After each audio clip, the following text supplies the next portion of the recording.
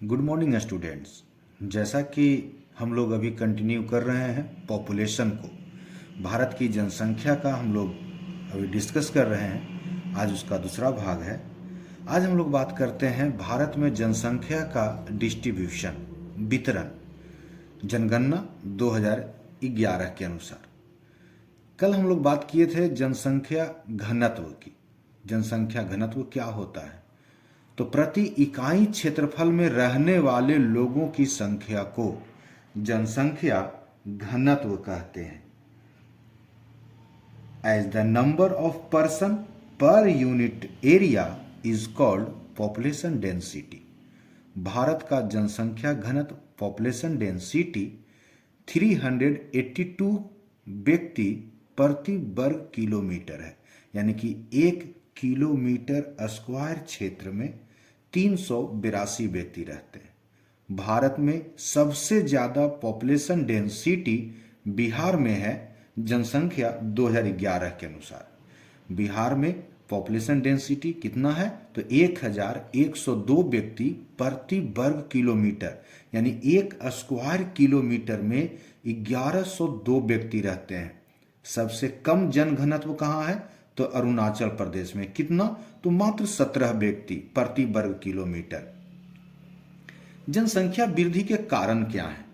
आखिर आप देखिएगा, पश्चिम बंगाल, बिहार, यूपी, थोड़ा सा इधर पंजाब, हरियाणा, इधर देखिएगा तमिलनाडु, केरला, आखिर ये सभी कारण क्या है यहाँ जनसंख्या वृद्धि का?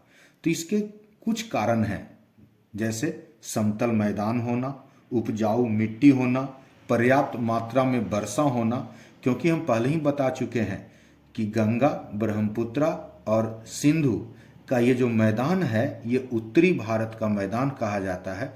यहाँ पर पॉपुलेशन डेंसिटी सबसे ज़्यादा है। जनसंख्या परिवर्तन के कारण क्या है? कहीं पे आप देखिएगा कि जनसंख्या बहुत ज़्यादा है, तो बहुत जनसंख्या कहीं कहीं पे कम है। इसका परिवर्तन के कारण क्या है? आखिर जनसंख्या परिवर्तन कहते किसे हैं?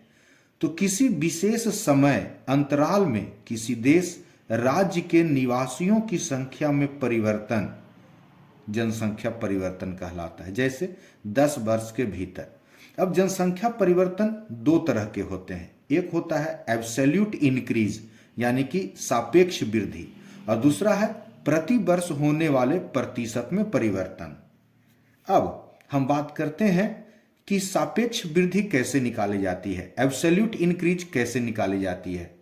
तो पहले की जनसंख्या माइनस बाद की जनसंख्या, यानी कि 2011 की जनसंख्या में से 2001 की जनसंख्या को माइनस कर देंगे तो इसी को सापेक्ष वृद्धि, एब्सोल्यूट इंक्रीज या निरपेक्ष वृद्धि कहते हैं। अब 10 साल में जितनी जनसंख्या बढ़ी उससे अगर प्रतिशत में निकाल दिया जाता है तो वो वार्षिक वृद्धि दर कहलाता है। इससे क्या निकल जाता है कि एक वर्ष में कितनी प्रतिशत जनसंख्या वृद्धि हुई। अगर ये पाई चार्ट देखते हैं तो कल हम बात किए थे कि भारत के 5 राज्य आधी पॉपुलेशन हो जाती है। उत्तर प्रदेश से 16%, महाराष्ट्र 9%, बिहार 9%, पश्चिम बंगाल 8% और आंध्र प्रदेश 7%। और बाकी में जितने भी राज्य बचे वो सारे 50% में हो जाते हैं। अब भारत की जनसंख्या वृद्धि का परिणाम और दर देखते हैं। तो 1951 में जहां कुल जनसंख्या 361 लाख थी, वहीं 2011 में 1210 लाख हो गई।